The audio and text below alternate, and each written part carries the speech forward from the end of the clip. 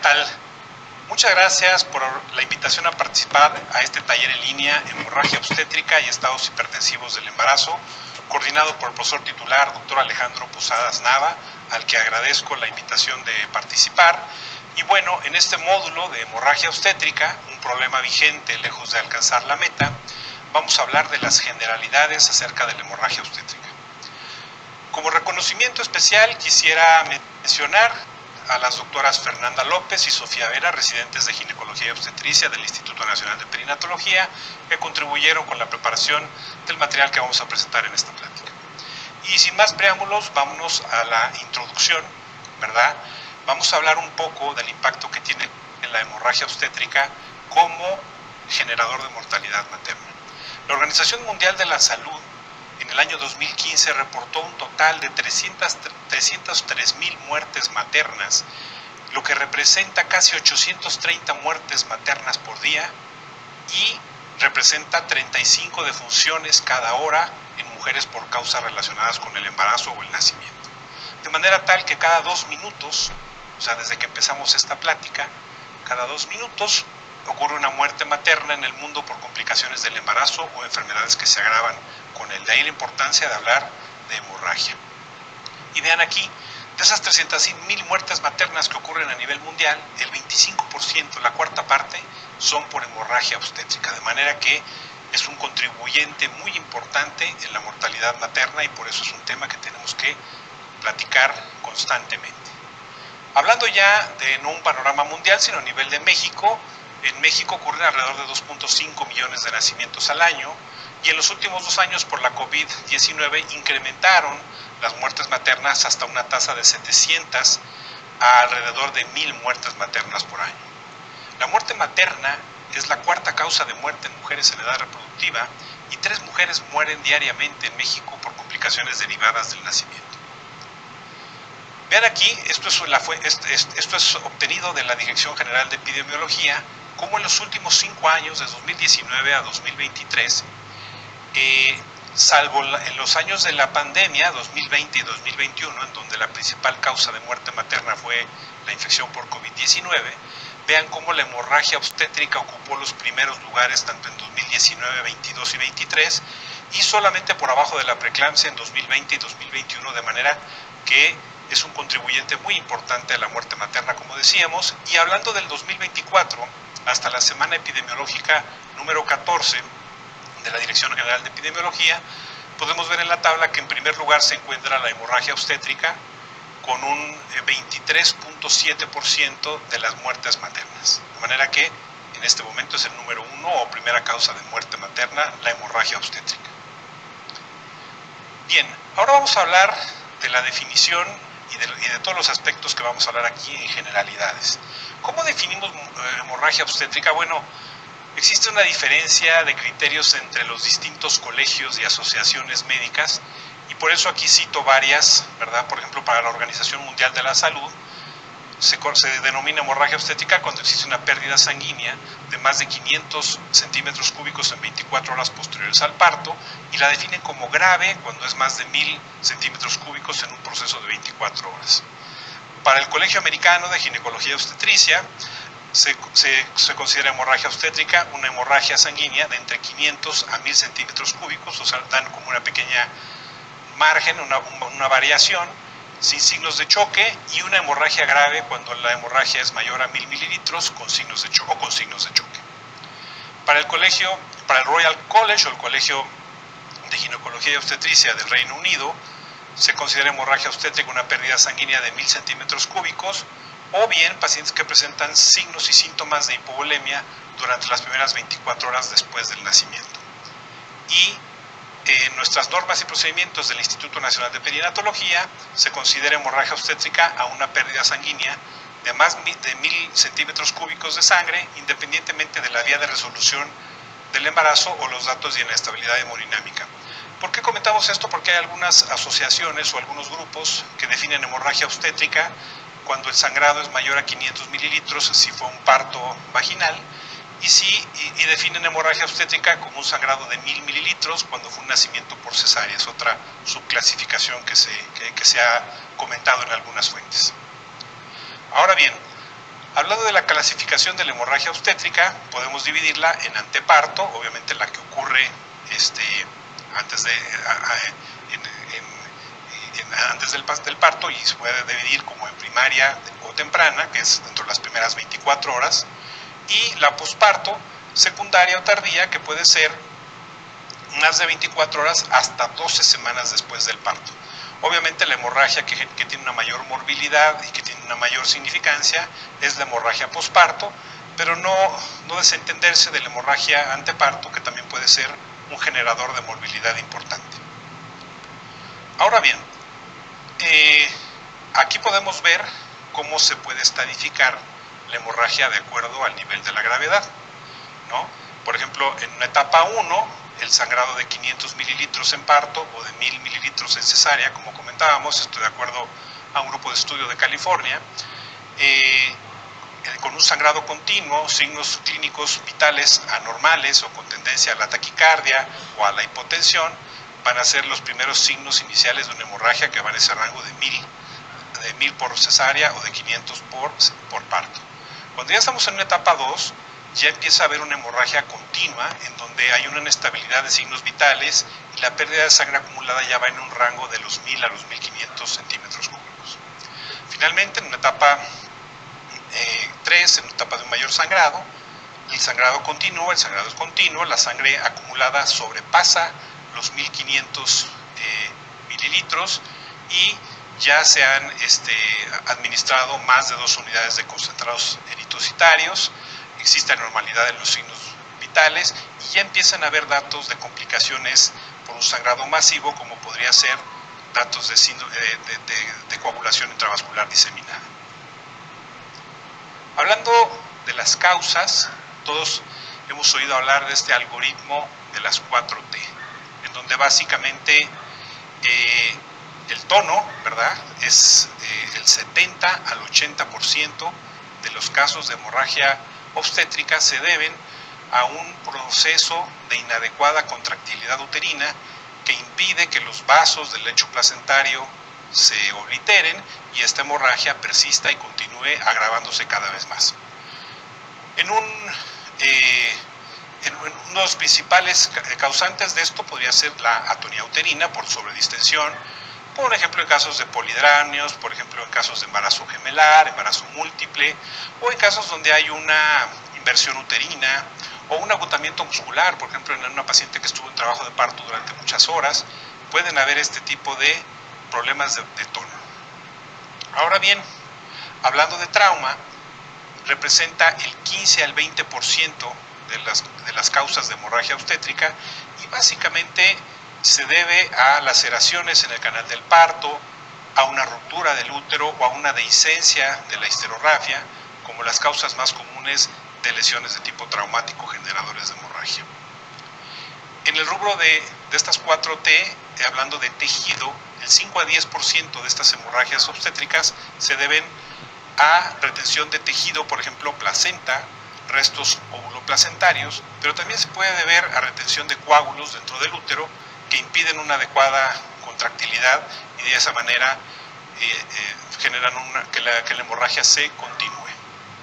Y finalmente, menos del 1% de las hemorragias obstétricas se deben a la cuarta T, que es trombina o problemas de coagulación, que si bien son poco frecuentes por coagulopatías de tipo congénito o adquirido o por el uso de anticoagulantes, por ejemplo, sí es importante recalcar que estas de trombina, cuando son problemas por anticoagulación o por problemas de coagulación congénitos, pueden llegar a ser de las más graves y de las más difíciles de tratar. Ahora bien, hablando un poquito de los factores de riesgo para cada uno de los escenarios, hablaremos de los factores de riesgo para las causas de tono o de atonía uterina.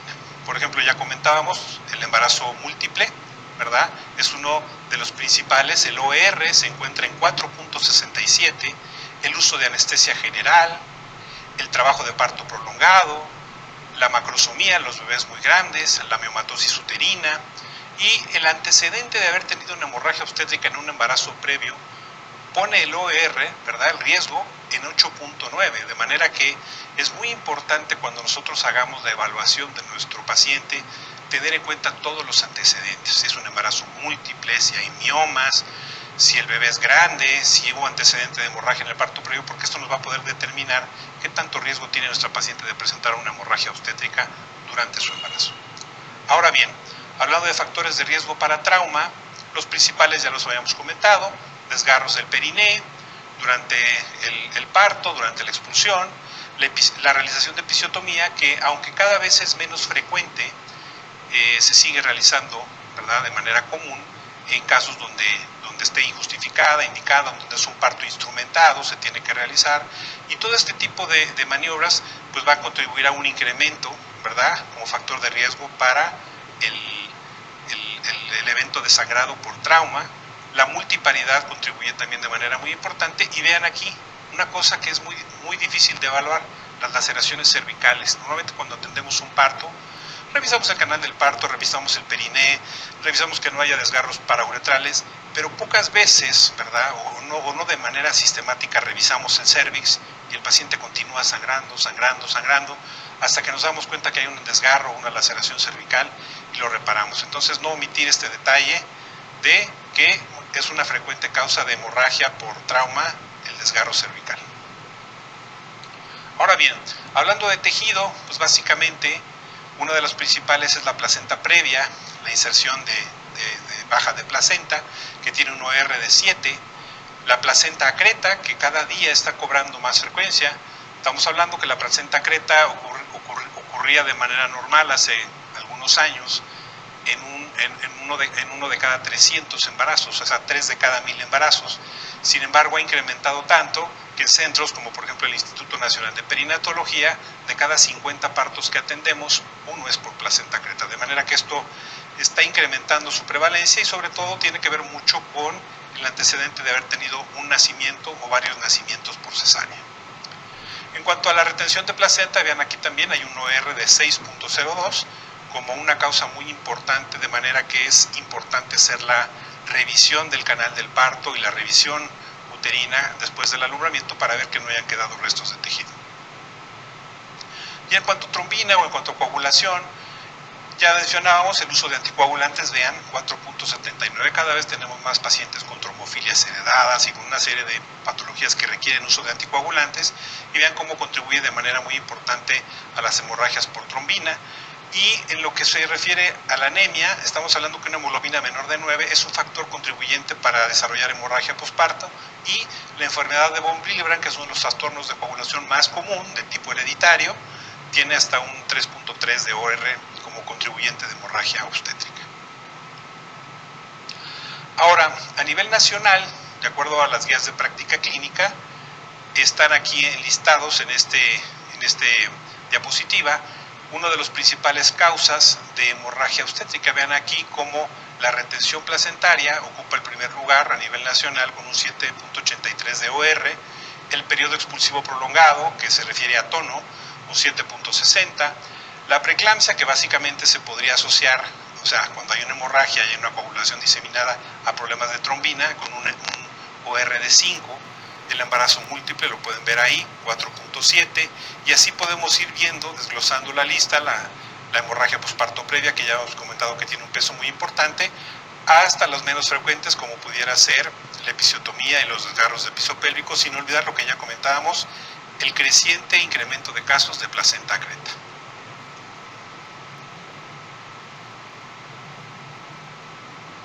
Ahora bien, en cuanto a factores de riesgo para desarrollar hemorragia obstétrica, tenemos lo siguiente. Normalmente en la consulta externa es donde vamos a detectar o vamos a captar por primera vez a nuestra paciente embarazada, y es donde vamos a documentar mediante el interrogatorio, la exploración física, la historia clínica, este tipo de antecedentes, y donde vamos a detectar estos factores de riesgo. Entonces, para todos los embarazos, ¿verdad?, vamos a tener una identificación de factores de riesgo, y luego ya en el protocolo de manejo hay medidas que se deben de aplicar de manera universal en todos los nacimientos, otras cuando ya hay una hemorragia leve, una hemorragia moderada y una etapa severa. En cuanto a la cuantificación del riesgo hemorrágico, que es lo que estábamos platicando, podemos dividirlos en 3 semáforos: verde, blanco y rojo.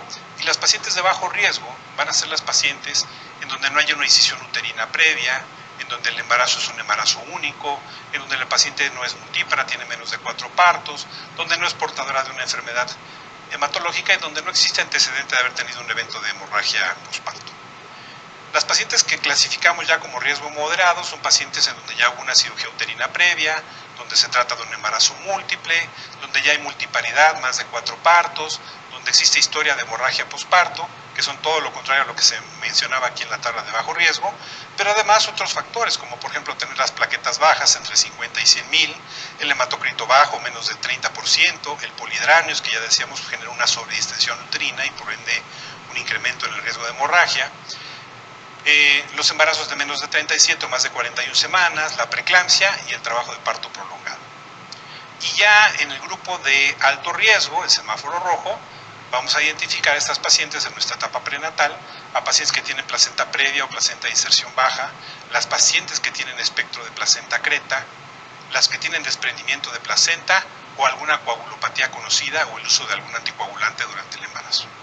Y dentro de otros hallazgos importantes, lo que ya decíamos, historia de más de un evento de hemorragia posparto ya te pone en un alto riesgo, la presencia del síndrome de HELLP, que como sabemos tiene plaquetas bajas y se puede asociar a coagulopatía y por ende una hemorragia grave, el hematocrito menos de 24, la presencia de un óbito fetal, que sabemos que cuando hay una muerte fetal se puede activar después de un tiempo prolongado de muerte fetal una coagulopatía, o bien cuando alguna de estas pacientes tiene dentro de este listado de factores de riesgo moderado 2 o más enlistados, ya se convierte en una paciente de alto riesgo.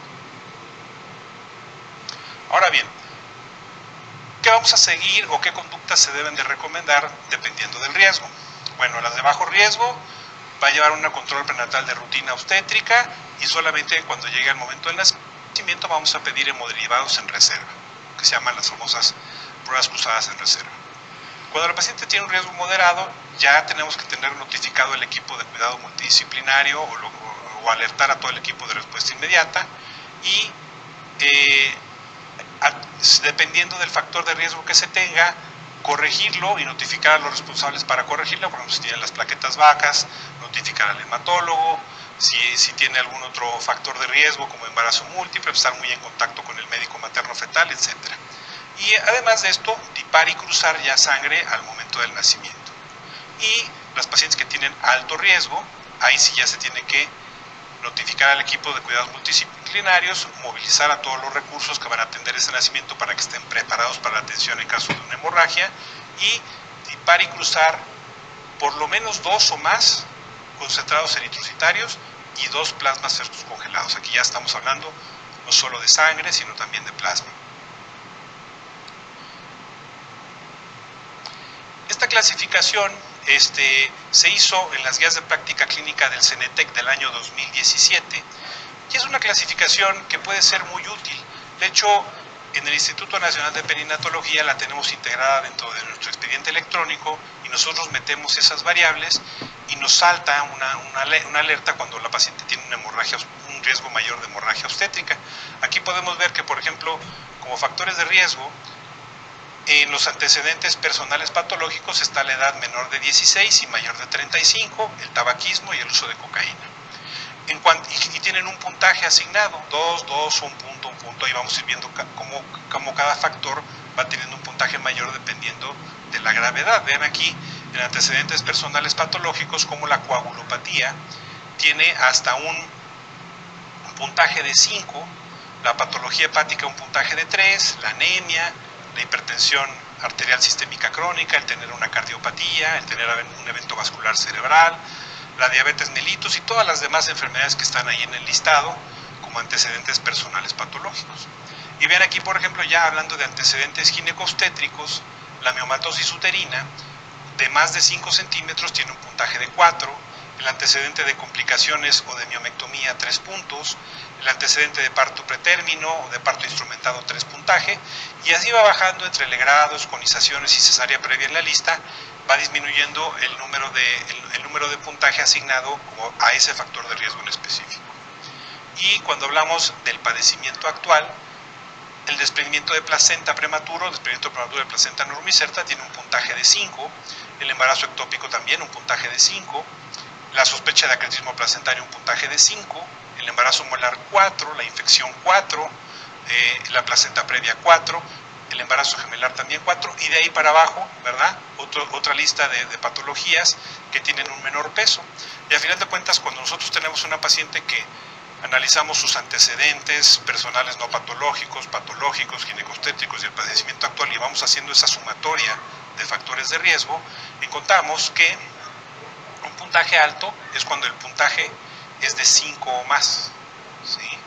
Y entonces, cuando tenemos un puntaje de riesgo alto de hemorragia, lo que tenemos que hacer al momento del nacimiento es canalizar una doble vía, colocar una sonda urinaria de derivación para tener una cuantificación adecuada de los gastos urinarios, que son muy importantes en el manejo del choque, cruzar al menos 2 concentrados eritrocitarios y valorar también el uso de concentrados, el uso de cruzar plasma, y tener solicitados biometría hemática y tiempos de coagulación al momento del nacimiento. Eso es lo que se tiene que activar cuando tenemos una paciente que tiene un puntaje mayor de 5, de acuerdo a esta escala de las guías del CNTEC.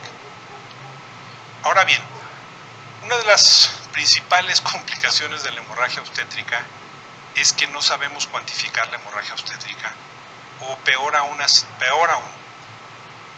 minimizamos con mucha frecuencia la gravedad de la hemorragia obstétrica, y ya que el paciente se encuentra en un estado grave, en un estado de choque, donde ya empezó a activar ciertos sistemas de compensaciones, cuando nos damos cuenta que la paciente está sangrando y que ya les requiere una atención inmediata. De manera que es muy importante que todo el personal que atendemos partos y que atendemos cesáreas y que atendemos población obstétrica estemos entrenados en la cuantificación del sangrado para que podamos identificarlo de manera temprana, ya que la identificación temprana nos va a permitir disminuir la mortalidad y la morbilidad materna. Vean aquí, existen varios métodos de cuantificación de la pérdida sanguínea. Existen métodos muy básicos, como podrían ser métodos clínicos, ya vamos a hablar un poquito de ello, y métodos cuantitativos o semi-cuantitativos que nos van a dar quizás una mayor precisión en la cuantificación del sangrado. Podemos ver aquí, por ejemplo, que dependiendo, lo que les decía, si no se cuantifica la hemorragia obstétrica de manera adecuada, pues el paciente se va agravando progresivamente, hasta que cae en un estado de choque. Entonces, ¿cómo vamos a nosotros a ver la gravedad que tiene nuestro paciente de acuerdo a la pérdida sanguínea? Aquí hay una clasificación de la gravedad de acuerdo a la TLS, en donde la clase 1 se clasifica a sangrados menores a 750 mililitros, la clase 2 entre 750 y 1500, la clase 3 entre 1500 y 2000, y la clase 4 de más de 2000. Y vamos a ver cómo, dependiendo de esto, va a ser las manifestaciones que tiene. Por ejemplo, voy a referirme a una clase 1, en donde el paciente ha perdido del 10 al 15% de su volumen, la frecuencia cardíaca aún está estable, menos de 100 latidos por minuto, la tensión arterial todavía puede estar normal o ligeramente aumentada, no hay hipotensión, la frecuencia respiratoria está normal, el gasto urinario es adecuado, el paciente está ligeramente ocioso, y el manejo de estos casos puede ser con cristaloide. Ahora me voy a ir a una clase 4, el otro extremo.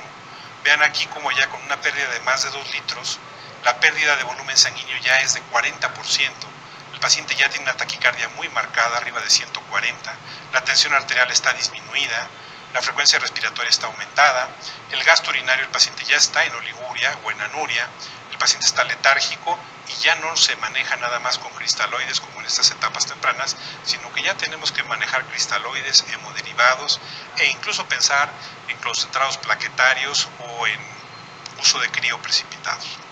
Obviamente también el uso del ácido tranexámico, que será motivo de otras pláticas dentro de este mismo módulo.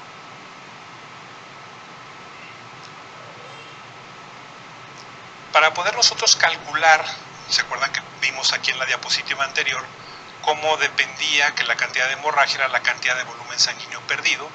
Pues es una fórmula muy sencilla. Nosotros calculamos, ¿verdad?, que la hemorragia obstétrica se va a calcular de acuerdo al peso corporal total. Y aquí está la fórmula, donde podemos ver que una mujer embarazada de 70 kilos, el 7% de su peso es su volumen circulante, 4.900 centímetros cúbicos, pero por efecto del embarazo hay una ganancia de 50% más de volumen. Esto representa otros 2.450 mililitros, de manera tal que una mujer embarazada normal al término puede llegar a tener alrededor de 7.35, o sea, 7 litros y medio de sangre de volumen circulante. Y bueno, entonces ahora, ¿cómo vamos a calcular la pérdida? Aquí se puede ver, el sangrado se calcula el peso por 1.05 y ahí tenemos el porcentaje de sangrado, ¿verdad? O la porcentaje de pérdida de volumen que tiene nuestra paciente. Continuando con lo que ya platicábamos en cuanto a los métodos de cuantificación de la hemorragia obstétrica, pueden ser tan sencillos como la estimación visual, ¿verdad? El anestesiólogo me dice, pues, veo ahí 5 gasas, veo aquí 5 compresas y veo en el tubo, en el tubo de succión, veo tantos mililitros, ya es una estimación de sangrado. Sin embargo, la estimación visual puede tener sus problemas. Existe el método gravimétrico que tiene más precisión porque vamos a pesar de manera exacta la cantidad de peso de las compresas, de las gasas, de todo, y vamos a calcular el sangrado con más precisión. Y los métodos volumétricos, por ejemplo, cuando tú usas un equipo de succión y tienes conectado a una fuente de vacío y este equipo de alguna manera tiene un medidor o una bolsa de parto que está graduada, pues puedes medir volumétricamente con exactitud cuánto es lo que está sangrando en mililitros ese paciente. Y hay algunos métodos muy sofisticados electrónicos en donde tú, a través de herramientas tecnológicas, puedes calcular con más precisión el sangrado. Aquí podemos ver los cuatros, podemos ver, por ejemplo, la desventaja de la visual, que es simple, rápido, pero subjetivo e impreciso. El volumétrico, en donde la precisión es 33% mayor que la estimación visual. El método gravimétrico, que es más práctico, o sea, tú pesas compresas, pesas gasas, pesas pañales y tú calculas el peso de eso y eso te va a equivaler a 1 gramo por mililitro.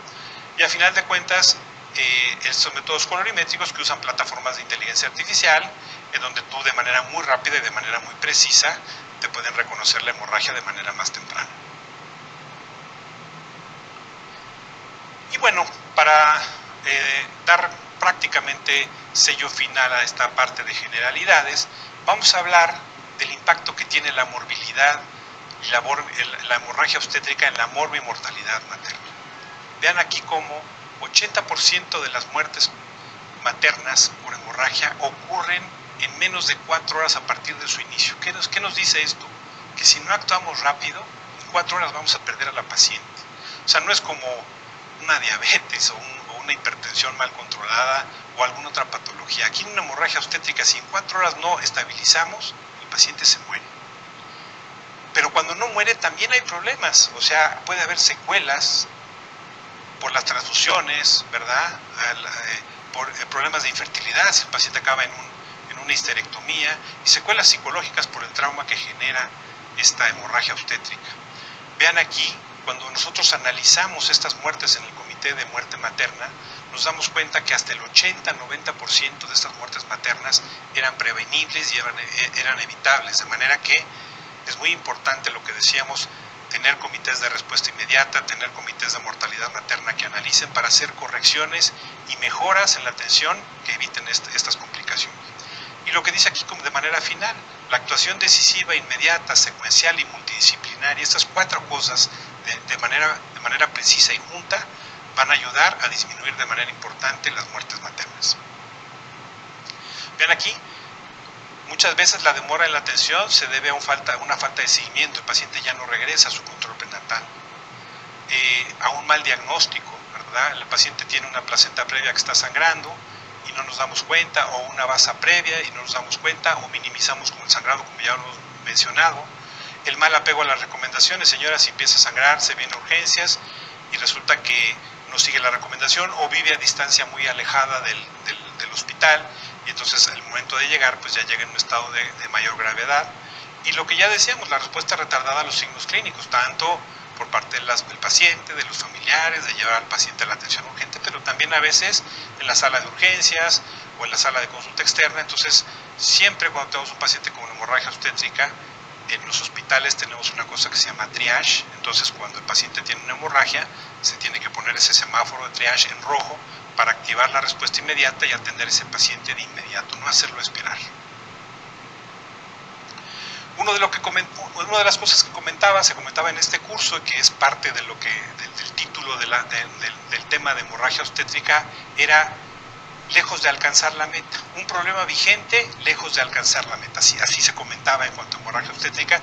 Y nada más les hago dos menciones. Fíjense, en el 2000, del 2000 al 2015, que ya pasaron estos años, estaban los objetivos del desarrollo del milenio.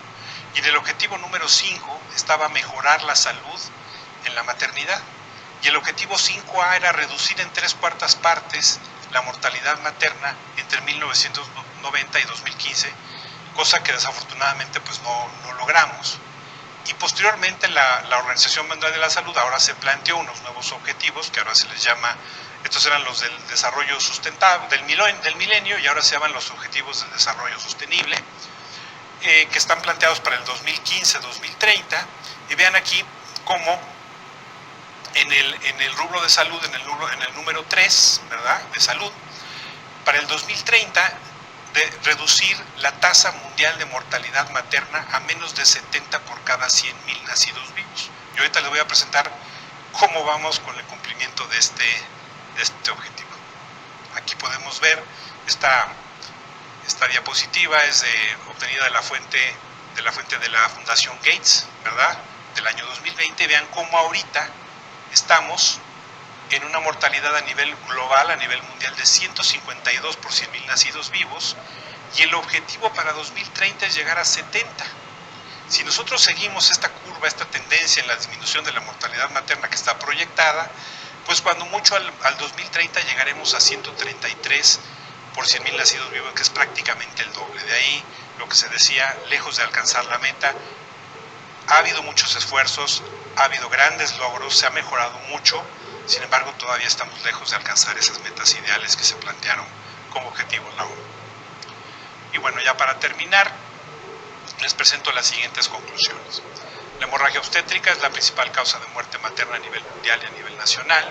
El 40% de los pacientes que tienen hemorragia obstétrica no cuentan con factores de riesgo. Esto es muy importante porque hablamos de estadificación, de factores de riesgo, de una serie de parámetros, pero hay que tomar en cuenta que casi la mitad de las pacientes que tienen hemorragia obstétrica cuando llega el momento del nacimiento no contaba con un factor de riesgo para tenerla. Entonces, cualquier paciente, incluso sin factores de riesgo, puede tener una hemorragia grave.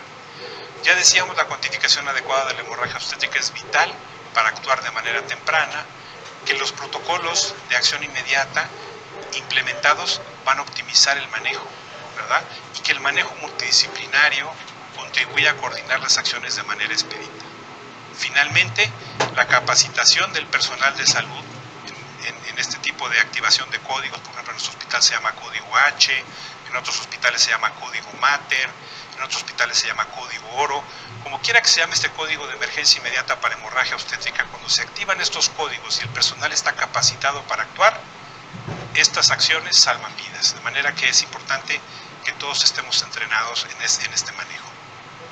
Y bueno, les agradezco mucho la atención a la presente plática y quedamos al pendiente de las preguntas que se realicen por parte del auditorio. Muchas gracias.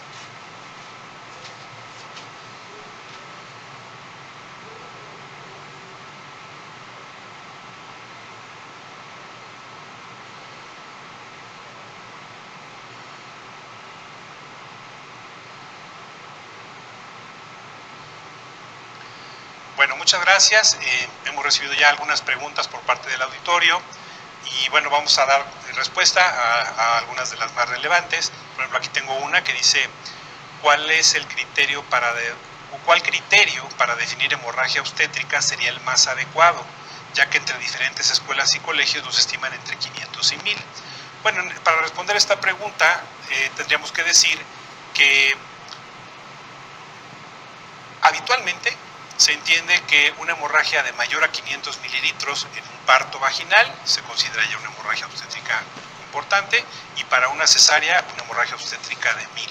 Sin embargo, creo que si nosotros nos anticipamos, nos adelantamos, y desde que el paciente tiene 500 mililitros de hemorragia sea por parto, sea por cesárea, y empezamos a montar acciones de prevención, ¿verdad? Aplicación de oxitóxico, masaje, administración de cristaloides, etcétera, todo el protocolo, vamos a reducir que esta hemorragia progrese a un estadio más grave. Entonces, mientras más temprano, vamos a actuar más pronto, de manera que si ponemos un punto de corte más estricto, 500 mililitros, la intervención va a ser más oportuna. Esa sería mi recomendación, que usemos el criterio más estricto, que sería 500 mililitros. Ahora bien, otra pregunta. Desde su punto de vista, ¿cuál es el padecimiento que reviste mayor importancia como causa de hemorragia obstétrica? Bueno, ya platicamos que existen muchas causas de hemorragia obstétrica.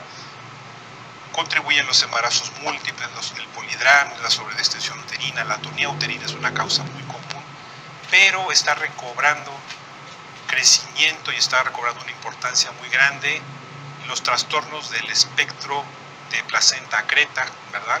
El acretismo placentario, como una causa de hemorragia obstétrica no solo frecuente, sino grave y mortal. De manera que es una parte muy importante que dentro del control prenatal tengamos muy bien identificada la ubicación, la localización de la placenta, ver la interfase, que haya una interfase entre miometrio y placenta para poder descartar este acretismo. Este diagnóstico es un diagnóstico tardío, generalmente del tercer trimestre, pero y a lo mejor es un poco más complejo hacerlo, pero sí ver una placenta que está insertada de manera normal. Cualquier ginecobstetra que tenga un poco de competencias en ultrasonido va a poder detectar que la placenta está previa, y eso es un factor de riesgo para acretismo. Entonces, el diagnóstico de acretismo nos va a ayudar a salvar muchas vidas, porque nos va a permitir referir a estos pacientes a centros de tercer nivel de atención, donde van a poder recibir el manejo oportuno y adecuado. Y bueno, para terminar, aquí tenemos otra pregunta. En un caso de una hemorragia severa de urgencia, recomienda que la estimación del sangrado sea por estimación visual. Bueno, ya lo habíamos comentado con anterioridad. La estimación visual nos va a dar un cálculo rápido de la hemorragia y las acciones que tenemos que implementar. Sin embargo, no es una estimación muy precisa, puede tener una variación muy inexacta. Incluso hemos hecho protocolos donde hemos puesto distintos volúmenes de sangrado a distintos observadores y cada quien lo calcula de manera muy distinta, muy dispar. De manera que podríamos decir aquí que la estimación visual del sangrado nos va a ayudar a tomar una determinación urgente para hacer medidas inmediatas, pero lo que se debe de hacer acto seguido es pesar las compresas o cuantificar los volúmenes de manera medida para poder estimar más la cantidad de hemorragia, y esto nos va a ayudar a poder reponer el volumen de manera más satisfactoria. Muchas gracias.